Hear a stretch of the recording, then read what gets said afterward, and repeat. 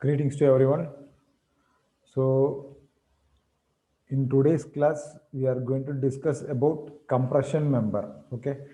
So, what is compression member? What are all the methodology we are going to follow to get the strength of the compression member and to design the member for compression load, taking compression load, that we are going to discuss now. By today's class, we are going to have only the introduction part. Okay, that is what is compression member, what are all the methodology, and what are the things we are going to do, going to have to design the compression member, that we are going to discuss by today's class. Okay. So first, what is compression member? Okay, any member which is subjected to compressive load, okay, now then the member is said to be compression member. Okay, so the member can take only the compression load. Okay, then the member is called compression member. Okay, the strength and stability of the compression member depends upon the slenderness ratio. So what is slenderness ratio? Okay, now the length to least radius of gyration. Okay, now that we are going to call it as a slenderness ratio. Okay, so the slenderness ratio and the eccentricity of the load is going to decide the compression member strength and stability. Okay, if the length of the member is so high, okay, now automatically the strength and stability is going to reduce.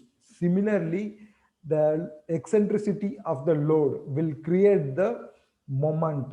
Okay, so it is like this.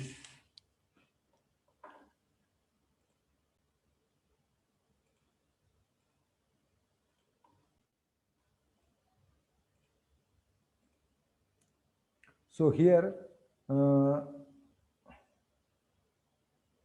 this is our member. So here we are going to have a load. So this is nothing but the compression member subjected to axial loading. Okay, now so along the cross section it is going to act, which is nothing but like this. Okay, so along the axis it is going to act. So if it is like this, then the member is said to be axial compressive load member.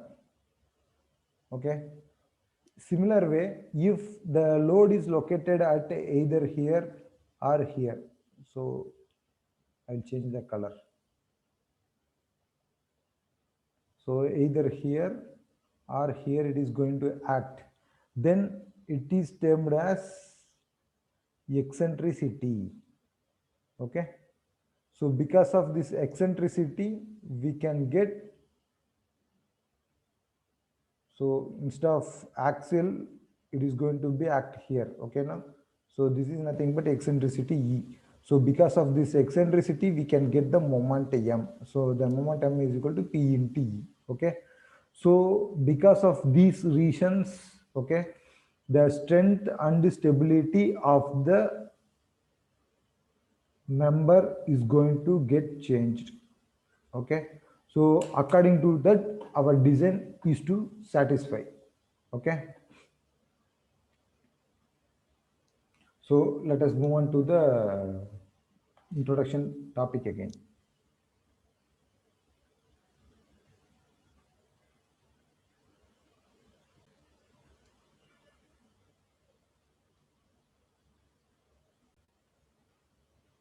Okay, so here they have given that the strength and stability of the compression member depends upon slenderness ratio and eccentricity of axial compressive load acted upon the column. The eccentricity causes a lateral bending moment, okay, which ultimately leads to the buckling of the column. Okay, so that I have discussed, because of that eccentricity of the load, there may be a chance of moment. So because of that moment and the column height is more, then automatically the buckling is going to happen. Okay, because of buckling the strength and the stability of the member is to be getting reduced. Okay, so this is the design factor which we are going to consider. Okay, Next, different types of compression member. So strut, so in any member, okay, now they are here, they are mentioned with respect to this sample of truss, okay. So here it is a web member of a truss are braced and is subjected to light axial compressive loads. Mostly angle sections are used. Okay. So here what we are going to do now, the member is to have either it may be vertical or inclined or whatever it may be. Okay, now but the member is going to carry a only compressive force. Okay, now those type of member, and that load is also very light when comparing with your column or some other elements. Okay, now so that kind of member is called as strut. Okay, next one is principal rafter or main strut. It is a top chord member of a roof truss and it is subjected to heavy compressive loads mostly. Okay, now so here the principal rafter is located to be here. Okay, now so because of load, the top member is subjected to compressive forces. Okay, now so this member is going to have only compression force, and the load is to be, when comparing with the strut or inclined member, this member is going to have little bit more. Okay, so that's why either channel section or I section are going to be used for the principles of, sorry, for the principal rafter. Okay, next, third one, column or post or stanchion. So column means the vertical member is going to have a compressive force. Okay, then it is said to be column or post or stanchion. Okay, next to boom. So boom is nothing but, okay, no, in the crane there will be a arrangement. Okay, so that arrangement is going to have a load. While having the load, it is tends to compressive force. So that is nothing but our boom, example for boom. Okay, na, that is crane.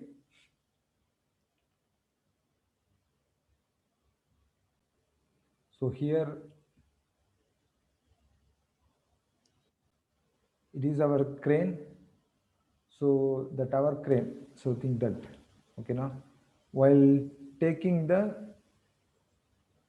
load here, okay, now the forces are tend to compression. Okay, now this is a like a propped cantilever. Okay, so if it is a cantilever, automatically the top chord member is subjected to tension and bottom chord member is subjected to compression. Okay, now so this force we are going to design. So this is nothing but boom. Okay,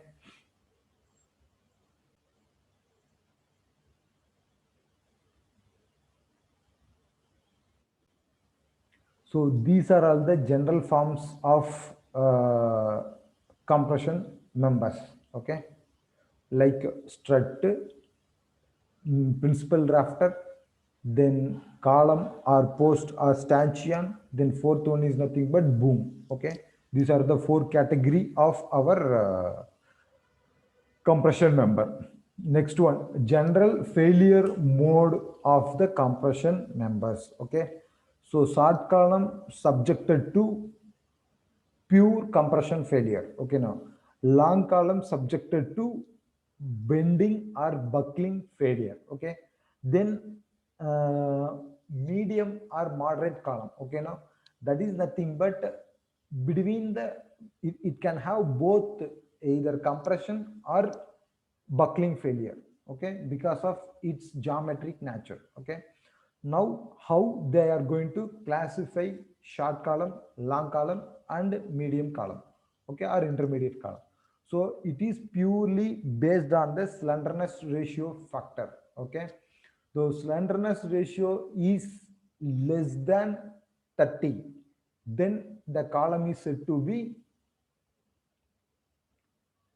short column. Okay, if the slenderness ratio is more than 80, then the column is said to be long column. Okay, so if the column have the slenderness ratio between 32, that is greater than 30, and less than 80 means, then the column is said to be intermediate column. Okay, then what is slenderness ratio? That is our question. So the slenderness ratio is nothing but the ratio between the effective length to the minimum or least radius of gyration.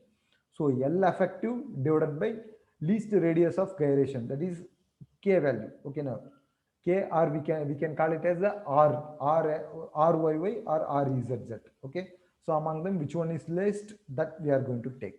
Okay, so the columns are classified into three categories. One is short column, another one is long column, third one is intermediate column. So short column, the slenderness ratio value is less than 30. Long column, the slenderness ratio value is greater than 80.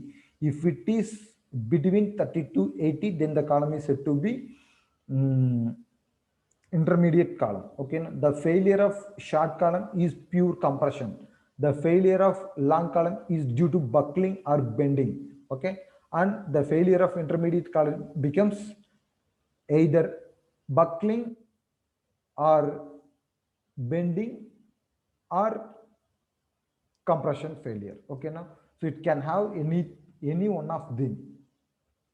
Okay, next, what is slenderness ratio? So we have already discussed that it is the ratio between the effective length to the least radius of gyration. Okay, so here the effective length is denoted by K into L. K is nothing but L is nothing but total length of the column. Okay, K is nothing but reduction factor. So the constant is based upon this factor is considered with respect to the boundary conditions of the column. Okay, now there are four boundary conditions. One is both ends are fixed, another one is both ends are hinged, another one is one end fixed and another end is free, then last one is one end is fixed and another end is hinged. Based on this boundary condition, the constant value K has been modified or changed. Okay, now let us come to the radius of gyration R. Okay, so the least radius of gyration R is going to be calculated using the formula of root under I by A. So I is nothing but moment of inertia of the particular section. A is nothing but area of the particular section. Okay, so by using this we are going to find out the least radius of gyration. So effective length LE is equal to K into L. K is nothing but the factor or constant which is calculated with the reference of our boundary conditions of the column.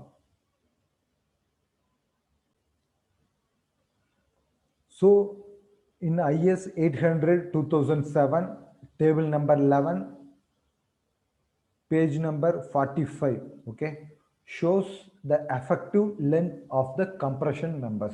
Okay, that is the constants K value we can find out from here. Okay, so the boundary conditions for the first case, that is one end fixed and another end is free, and one end is hinged and another end is roller. Okay, now if it is like this, then the constant value K becomes 2. Okay, that is effective length LE is equal to 2 times of actual length. Okay, now then second one, both the ends are hinged. Okay, now here the hinged symbol is available. Okay, now at the ends. Okay, if it is like this, then the effective length becomes 1 into L. Okay, 1 into nominal length.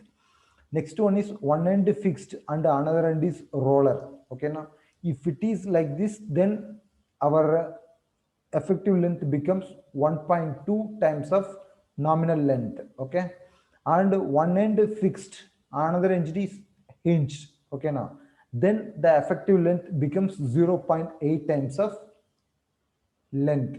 Okay, then both the ends are fixed, then the effective length becomes 0.65 into L. So these are all the considerations we can have in our code book for the value of constants k. Okay, now for calculating the effective length.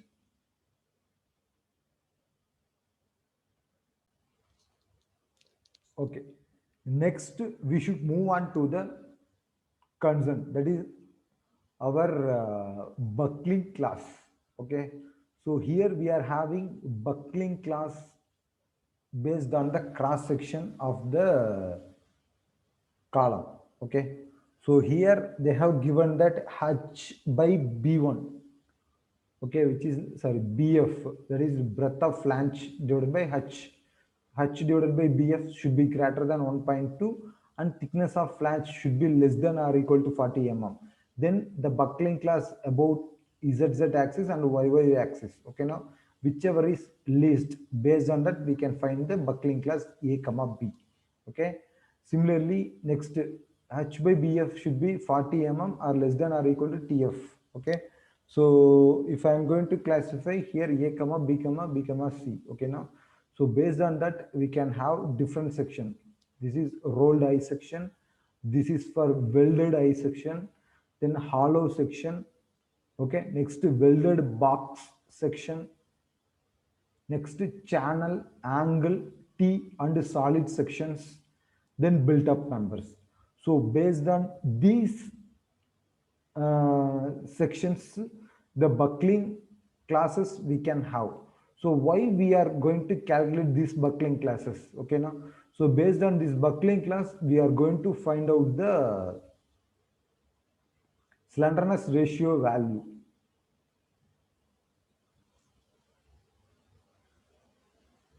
So here from page number 40, 41, 42 and 43, there are 4 tables are available. Okay, now that is design compressive stress, FCD, for column buckling, class D, class C, class B and class A.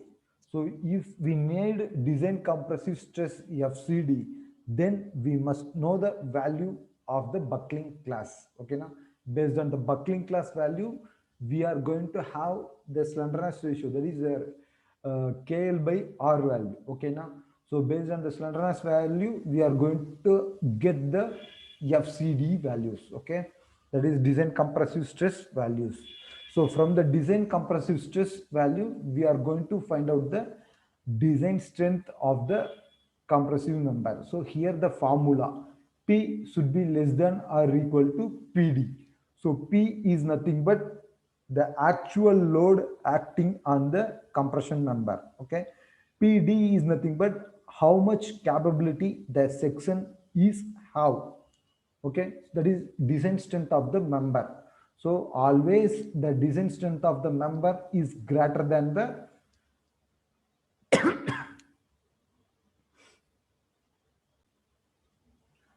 always the design strength of the member should be greater than the applied load. Then only the member is going to transfer the load safely. Okay, so for that PD is equal to, that is design strength of the member, design compressive strength of the member, PD is equal to AE into FCD. So FCD we are going to get it from these tables by using the value of, sorry, by using the buckling class. Okay, so next there's individual formula. AE is equal to effective sectional area as defined in 7.3.2. So class 7.3.2, where is the class? So here, except as modified, the cross-sectional area shall be taken as the effective sectional area for all compression members fabricated by welding, bolting and riveting, so long as the section is semi-compact or better. Holes not fitted with rivets, bolts or pins shall be deducted from gross area to calculate the effective cross-sectional area. So if we need effective area, if we are going to use either bolt or rivet or pin, okay, now then those areas to be get deducted from the original area. Okay, so that they have given in this statement AE value. So next to that, FCD we have calculated from the table. Okay, either table or based on the boundary condition, we have to get it. Okay, directly. Next, the design compressive stress FCD we are going to calculate using the below formula, that is Fy by gamma m naught divided by phi plus phi squared minus lambda squared whole to the power 0.5. Okay, which is equal to, okay, now that is equal to that reduction factor x into Fy by gamma m naught should be less than or equal to Fy by gamma m naught, whereas phi value is equal to 0.5 into 1 plus alpha into lambda minus 0.2 plus lambda squared. Okay, whereas lambda is equal to Fi by FCC, whereas FCC is equal to Euler's buckling stress. So pi squared E by KL by R the whole square. Okay. So by using these formulas, we are going to find out the design compressive strength of the member. So this thing only we have mentioned in these notes. Okay. Next. So buckling class section we have seen. Okay, now next, order of buckling. So when comparing with the section, okay, now which is like a plastic to elastic conversion. Okay, now it is the buckling class A is greater than buckling class B. Similarly, the buckling category B is greater than C and C is greater than D. So likewise, the buckling is has been placed. So that is why in the figure they have represented like this. So based on the nature, the elastic property of the material of particular column is to be decided. Okay. So design procedure as per our previous set. Okay, now we have discussed that. The first we have to calculate, that is FCD we have given in those formula. Okay, now from class number 7. Okay, so by using that we are going to find out. And similarly, if we are going to assume the buckling class, the value of alpha, if we are going to take it earlier, so that also we can take it from the